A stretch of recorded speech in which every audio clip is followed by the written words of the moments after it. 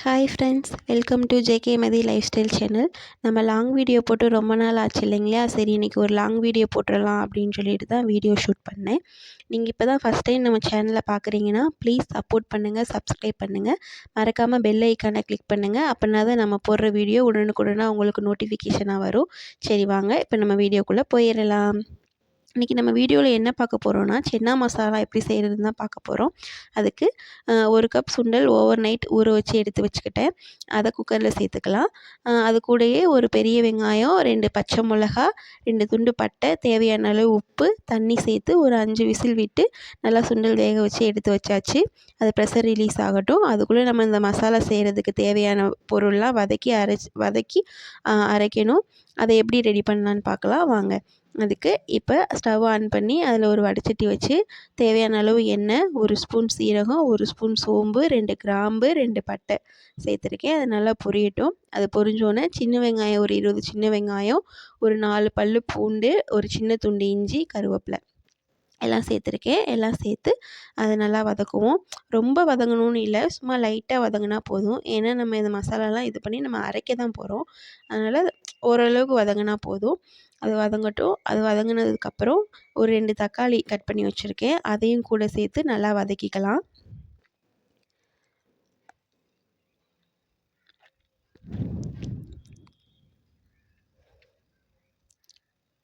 இப்போ நல்லா வதங்கிருச்சு. இந்த ஸ்டேஜ் இருக்கிற மாதிரி இருந்தால் போதும். இது நல்லா ஆறட்டும். இப்போ இது கூடயே வீட்டில் அரைச்ச குழம்பு மிளகாத்தூள் 2 ஸ்பூன், மஞ்சத்தூள் 1 ஸ்பூன், கரம் மசாலா 1 ஸ்பூன், அப்புறம் மல்லித்தூள் ஒரு 2 ஸ்பூன் சேர்த்து நல்லா மிக்ஸ் பண்ணி விட்டுடலாம். மிக்ஸ் பண்ணி அது நல்லா ஆறணுன்னு நம்ம மிக்ஸி ஜாரில் சேர்த்து அரைச்சி எடுத்துக்கலாம். இப்போது இதை நான் மிக்ஸி ஜாரில் போட்டு அரைச்சிக்கிட்டேன். இது நம்ம அரைக்கும்போதே சும்மா லைட்டாக கொரப்பாக லைட்டாக அரைச்சா போதும். அதை அரைச்சிட்டு அது கூடவே நம்ம வேக வச்ச சுண்டல் இருக்குது பார்த்திங்களா, அதையும் கரண்டியில் ஒரு கரண்டி, ஸ்பூனில் சொல்லணுன்னா ஒரு 3 ஸ்பூன் 3 ஸ்பூன் போல் சுண்டல் எடுத்து அந்த அரைச்ச மசாலா கூடயே அதையும் அந்த சுண்டலையும் சேர்த்து நல்லா அரைச்சி எடுத்துக்கணும். இது எதுக்காண்டி இப்படி அரைக்கிறோன்னு பார்த்தீங்கன்னா, நம்ம சென்னா மசாலா தானே செய்ய போகிறோம். இது மாதிரி சுண்டல் சேர்த்து நம்ம அரைச்சோன்னா அந்த கிரேவி வந்து நல்லா திக்னஸ் கொடுக்கும், நல்லாயிருக்கும். இப்போ அரைச்சி எடுத்துக்காச்சு. இப்போ மசாலா எப்படி செய்கிறதுன்னு பார்க்கலாம். அதுக்கு ஸ்டவ் ஆன் பண்ணி ஒரு பேன் வச்சு அதில் தேவையான அளவு ஆயில் ஆட் பண்ணிக்கிட்டேன். இப்போது ஆயில் நல்லா சூடேறிடுச்சு. சூடேறினோடனே 1 ஸ்பூன் கடுகு, 1 ஸ்பூன் சோம்பு, அந்த ஒரு பிரிஞ்சி இலை 1 எடுத்து 2ஆக கட் பண்ணி வச்சுருக்கேன். அப்புறம் அந்த அன்னாச்சி பூ, 2 கிராம்பு சேர்த்தாச்சு. அது நல்லா பொரியட்டும். அது பொரிஞ்சோடனே கருவேப்பிலை ஆட் பண்ணிக்கிட்டேன். கருவேப்பிலையும் நல்லா பொரிஞ்சிருச்சு. இப்போது வெங்காயம், பெரிய வெங்காயமும் சேர்த்துக்கலாம், சின்ன வெங்காயமும் சேர்த்துக்கலாம். நான் வந்து சின்ன வெங்காயம் தான் ஒரு 10 சின்ன வெங்காயம் எடுத்து வச்சுருக்கேன். ஏன்னா பெரிய வெங்காயத்தை விட சின்ன வெங்காயம் நல்லா டேஸ்ட்டு கொடுக்கும்ல, அதனால் பெரிய வெங்காயம் போட்டு அதை நல்லா வதக்கி விட்டுட்டேன். வதங்கினதுக்கப்புறம் நம்ம அரைச்சி வச்ச மசாலா இருக்குது பார்த்திங்களா, அதை நல்லா ஆட் பண்ணிக்கலாம். ஆட் பண்ணி தண்ணி எதுவும் சேர்க்காம அந்த மசாலா சேர்த்து நல்லா அந்த ஆயில்லேயும் நல்லா குக் ஆகிற மாதிரி நல்லா ஒரு 2 to 3 மினிட்ஸ் நல்லா வதக்கி விட்டோன்னா அந்த மசாலாவோட பச்சை வாசனை எல்லாமே போயிடும். நல்லா இப்போ வதங்கிருச்சு. வதங்கினதுக்கப்புறம் நம்ம வேக வச்சிருந்த சுண்டல் இருக்குது பார்த்திங்களா, அது தண்ணி சேர்க்காம சுண்டல் மட்டும் எடுத்து நல்லா ஆட் பண்ணிக்கலாம். எல்லா சுண்டலும் எடுத்து இதில் கலந்ததுக்கப்புறம் மிக்ஸி ஜார் கழுவி தண்ணி சேர்க்கணும்ல, இதுக்கு தேவையான அளவு தண்ணி சேர்க்குறதுக்கு நான் மிக்ஸி ஜாரவே கழுவி இதில் ஆட் பண்ணிக்கிட்டேன்.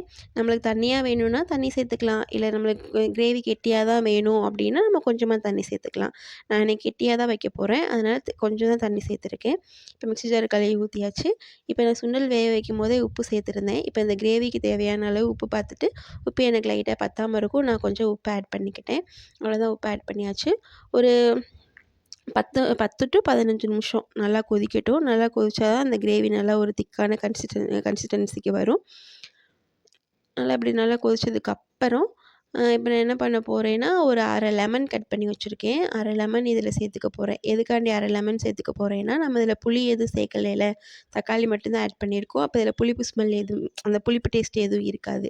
அதுக்காண்டி நம்ம சும்மா ஒரு அரை லெமன் இதில் சேர்த்துக்கிட்டோன்னா அந்த புளிப்பு டேஸ்ட்டோட நல்லாயிருக்கும். அந்த புளிப்பு உரப்போட சேர்த்து அந்த கிரேவி நல்லா டேஸ்ட்டு கொடுக்கும். அதுக்கப்புறம் கொத்தமல்லி புதினா கட் பண்ணி வச்சுருக்கேன், அதையும் நான் ஆட் பண்ணிக்கிட்டேன். உங்கள்கிட்ட கொத்தமல்லி புதினா இல்லை அப்படின்னா கஸ்தூரி மேத்தி கூட ஆட் பண்ணிக்கலாம். இப்போ கிரேவி இதுலேயே நல்லா திக்கா வந்துருச்சு. உங்களுக்கு இன்னும் கிரேவி திக்கா வேணும் அப்படின்னு சொல்லி சொன்னீங்கன்னா, தேங்காய் பால் அது சேர்த்துக்கலாம். இல்லாட்டி தேங்காய் கூட அரைச்சு சேர்த்துக்கலாம். அதுவும் நல்லா தான் இருக்கும். நான் இன்றைக்கி அது எதுவுமே சேர்க்கல. எனக்கு இதிலேயே கிரேவி நல்லா நம்ம சுண்டல் அரைச்சு சேர்த்துருக்கனால நல்லா திக்கா இருந்துச்சு. அதனால நான் வேறு எதுவும் சேர்க்கல. அவ்வளோதான். நான் இந்த ஸ்டேஜில் இப்போ ஸ்டவ் ஆஃப் பண்ணிற போகிறேன். அவ்வளோதான் நம்ம சுட சுட சென்னா மசாலா ரெடி ஆயிருச்சு. இது இட்லி, தோசை, சப்பாத்தி, பூரி, ஆப்பம், இடியாப்பம் எல்லாத்துக்குமே நல்லாயிருக்கும். இன்றைக்கி நான் இதுக்கு இடியாப்பம் தான் செய்ய போகிறேன். இதே மாதிரி அளவுகளோட நீங்களும் செஞ்சு பார்த்துட்டு டேஸ்ட் எப்படி இருக்குன்னு கமெண்ட் பண்ணுங்கள். ஓகே ஃப்ரெண்ட்ஸ், இந்த வீடியோ பிடிச்சிருந்தா லைக் பண்ணுங்கள், ஷேர் பண்ணுங்கள், கமெண்ட் பண்ணுங்கள். மறக்காமல் ஜேகே மதி லைஃப் ஸ்டைல் சேனலை சப்ஸ்கிரைப்